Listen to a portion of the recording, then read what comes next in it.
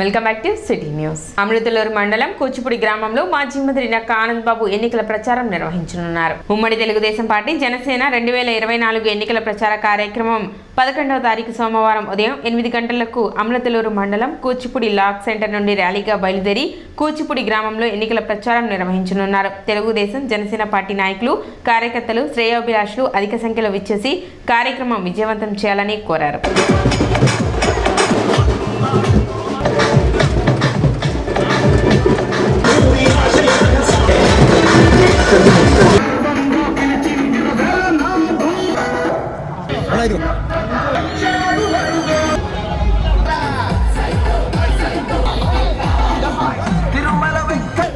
It's about time to break it down.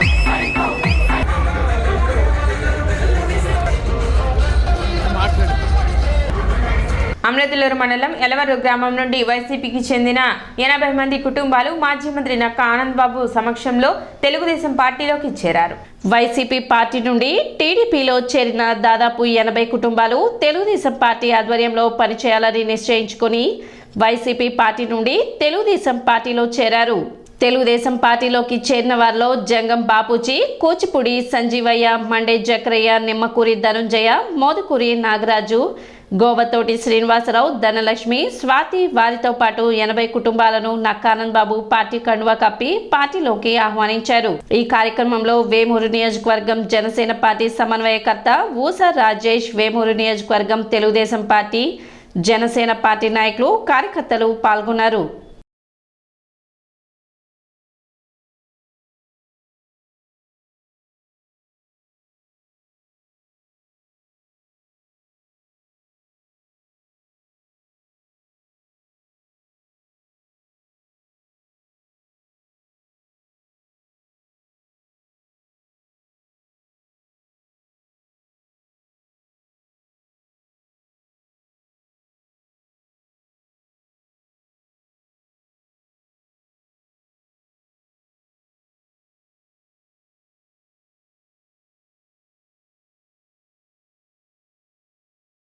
Vattiprolu మండలం పెదపులివారు శివారు పెదపాలెం గ్రామానికి చెందిన 10 కుటుంబాలు టీడీపీలో చేరారు. గుంటూరులోని మాజీ మంత్రి నక్కా ఆనంద్ బాబు క్యాంపు కార్యాలయంలో వైసీపీ పార్టీ నుండి టీడీపీలో చేరారు. తెలుగుదేశం పార్టీలోకి చేరిన వారిలో యజల వెంకటేష్, గుడిపూడి మోహన్ రావు, యజల సంసోను, యజల లక్ష్మణరావు, కాకర్లమూడి రాహుల్, అరుమళ్ళ కుమార్, యజల రవితేజ, యజల రాజు తదితరులు తెలుగుదేశం పార్టీ ఆధ్వర్యంలో పనిచేయాలని నిశ్చయించుకొని వైసీపీ పార్టీ నుండి తెలుగుదేశం పార్టీలో చేరారు.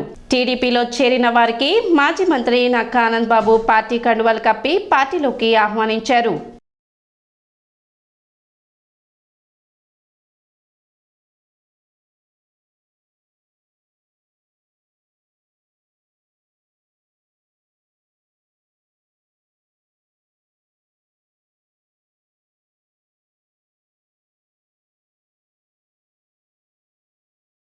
మహాశివరాత్రి పర్వదినాన్ని పురస్కరించుకొని వివిధ ఆలయాల్లో రథోత్సవం నిర్వహించారు. గంగానమ్మపేటలోని పాత శివాలయంలో ఎమ్మెల్యే అన్నబతిని శివకుమార్ పూజలు జరిపారు.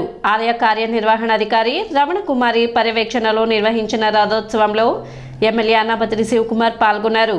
ఆలయం నుంచి గాంధీ చౌక్ మెయిన్ రోడ్ల మీదుగా పురవీధుల్లో రథోత్సవం నిర్వహించారు. ఆలయ సిబ్బంది, అర్చకులు, భక్తులు పాల్గొన్నారు.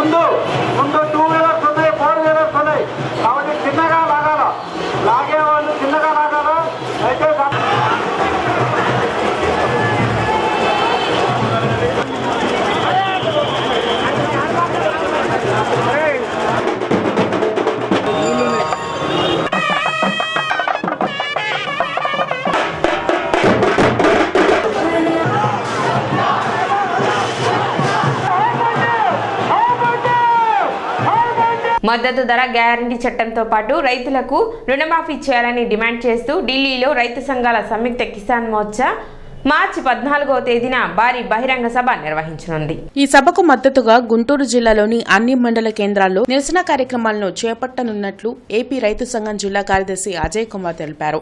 బ్రాడీపేటలోని సిపిఎం కార్యాలయంలో రైతు సంఘాల నాయకులతో కలిసి ఆయన మీడియాతో మాట్లాడారు. 2024 ఎన్నికల్లో మోడీని గద్దెదించుకుంటే రైతులకు కార్మికులకు తీరని అన్యాయం జరుగుతుందన్నారు. రైతుల మీద అమానుషంగా దాడి చేయటం, రకరకాలుగా మరి అదేవిధంగా ఒక రైతు కూడా చనిపోవటం, అదేవిధంగా 200 ట్రాక్టర్లు ధ్వంసం చేయటం, ఇలాంటి సంఘటనలన్నీ కూడా ఇవాళ ఢిల్లీలో జరిగినట్టు మనం చూస్తున్నాం. దీనికి నిరసనగా ఈ మధ్య నెల కాలం నుంచి కార్యక్రమాలు నిర్వహిస్తూ ఉన్నాం. అందువల్ల ఈ నెల 14వ తేదీన చలో ఢిల్లీ పేరుతోటి రామలీలా మైదానంలో లక్షలాది మందితో సభ జరగబోతుంది. ఆ సభ సందర్భంగా గుంటూరు జిల్లా, ఆంధ్రప్రదేశ్ రాష్ట్రంలో గ్రామాల ప్రచారం చేసి మండల స్థాయిలో జిల్లా కేంద్రాల్లో నిరసన కార్యక్రమం చేయాలని చెప్పేసి గుంటూరు జిల్లా రైతు సంఘాల సమన్వయ సమితి మరియు కార్మిక సంఘాలు ఈ సమావేశంలో నిర్ణయించడం జరిగింది. అలాగే ఎవరైతే ఈ రైతులు ఢిల్లీ వెళ్ళడానికి ప్రయత్నిస్తుంటే మరి బుల్లెట్ బాంబులతో మరి రబ్బర్ బుల్లెట్లతో కాల్చడం, అలాగే వాటర్ ప్రూఫ్లతో ఇచ్చేయడం కూడా జరిగింది. దాంట్లో శుభశరణ్ సింగ్ అనే అతను మరి రైతు కూడా మరణించడం జరిగింది. మరి మరణించిన రైతు కుటుంబానికి న్యాయం చేయాలని, ఎవరైతే ఆ మరణానికి కారకులయ్యారో వారిని శిక్షించాలని, మరి ఈ రేపు 14వ తారీఖు జరిగే ఈ కార్యక్రమంలో రైతులు పెద్ద ఎత్తున పాల్గొని, అలాగే కార్మికులు కూడా పాల్గొని మరి 14వ తారీఖు జరిగే మండల కేంద్రాల్లో జరిగే ధర్నాను విజయవంతం చేయాలని చెప్పి పిలుపునిస్తూ ఉన్నాం. విజయవాడలో బీజేపీ ప్రచార రథాలను ఆ పార్టీ రాష్ట్ర అధ్యక్షురాలు పురంధేశ్వరి ప్రారంభించారు. మేనిఫెస్టో రూపకల్పనకు భారతీయ జనతా పార్టీ ప్రజల అభిప్రాయ సేకరణ చేపట్టనున్నట్లు తెలిపారు. కేంద్ర రాష్ట్ర ప్రభుత్వాల నుంచి ఏం ఆశిస్తున్నారనే అంశంపై 2 బాక్సులు ఏర్పాటు చేస్తామన్నారు. 9 జిల్లాలకు మేనిఫెస్టో రథాలను పంపనున్నట్లు ఆమె పేర్కొన్నారు. దుష్ట శిక్షణ, శిష్ట రక్షణ కోసమే టీడీపీ, జనసేనలతో బీజేపీ పొత్తులు పెట్టుకుందని పురంధేశ్వరి వివరించారు.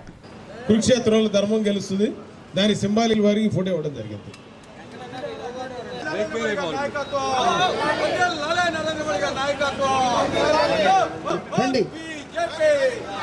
భారత్ మాతా కీ, నరేంద్ర మోడీ గారి నాయకత్వం.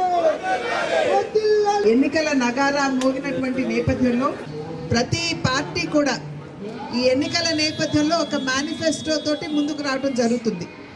ఈ మేనిఫెస్టో అంటే రాబోయే 5 సంవత్సరాల కాలంలో ప్రజలు కనుక మమ్మల్ని ఆశీర్వదించినట్లయితే మేము ప్రజల కోసం ఏమి చేస్తాము అనేటువంటి విషయాన్ని ఘోషణా పత్రం అని చెప్పి అంటాం. ఏపీ రైల్వే శాఖలో మార్చి 12వ తేదీ నుండి ప్రధాని మోదీ పలు అభివృద్ధి కార్యక్రమాలను ప్రారంభిస్తున్నట్లు రైల్వే డీఆర్ఎం రామకృష్ణ తెలిపారు. పట్టాభిపురం డీఆర్ఎం కార్యాలయంలో డీఆర్ఎం రామకృష్ణ మీడియాతో మాట్లాడుతూ 85 కోట్ల రూపాయల విలువైన అభివృద్ధి పనులను ప్రధానమంత్రి మోడీ వర్చువల్ విధానం ద్వారా ప్రారంభిస్తారని తెలిపారు. దేశవ్యాప్తంగా 762 ప్రాంతాల్లో ప్రారంభ కార్యక్రమాలు జరగనున్నాయని, గుంటూరు డివిజన్ పరిధిలో 7 ప్రాంతాల్లో అభివృద్ధి కార్యక్రమాలను ప్రారంభించనున్నట్లు చెప్పారు. 21 ఓఎస్ఓపీ స్టాల్స్, ఒక rail coach restaurant, Guntur to Guntakal doubling ను ప్రధానమంత్రి ప్రారంభించనున్నట్లు తెలిపారు. కార్యక్రమంలో డీసీఎం కమలాకర్ బాబు, డిఈఎన్ గౌతమ్ తదితరులు పాల్గొన్నారు. ఆంధ్రప్రదేశ్లో మాత్రం 133 ఓఎస్ఓపి, 1 స్టేషన్ 1 ప్రోడక్ట్ స్టాల్స్ అనేది 133 నెంబర్స్ ఆ రోజున చేయడం జరుగుతుంది. అలాగే 3 ప్రైమ్ మినిస్టర్ గారి గతిశక్తి కార్గో టెర్మినల్స్, దెన్ గూడ్ షెడ్స్ ఒక 7, దెన్ ప్రైమ్ మినిస్టర్ జన్ ఔషధి కేంద్రాస్ 1, 2 రైల్ కోచ్ రెస్టారెంట్స్, మరి 12 double line, third line sections and bypass projects. ఇంకోటి second train, Vande Bharat train Secunderabad నుంచి విశాఖపట్నం, అది కూడా వందే భారత్ ట్రైన్ అనేది ఆ రోజున ఫ్లాగ్ ఆఫ్ చేయడం జరుగుతుంది. ఇది ఆంధ్రప్రదేశ్. సిటీ న్యూస్ ముగించే ముందు ముఖ్యాంశాలు మరోసారి.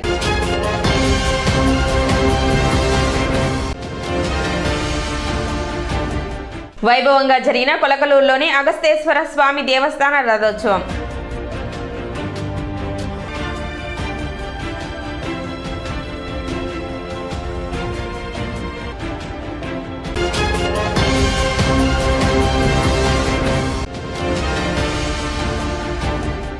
వేమూరు నియోజకవర్గంలో వైసీపీ నుండి టీడీపీలోకి భారీ వలసలు.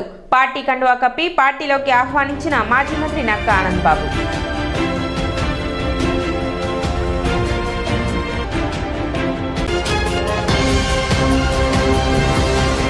సిటీ న్యూస్ ఇంతటితో సమాప్తం. నమస్కారం.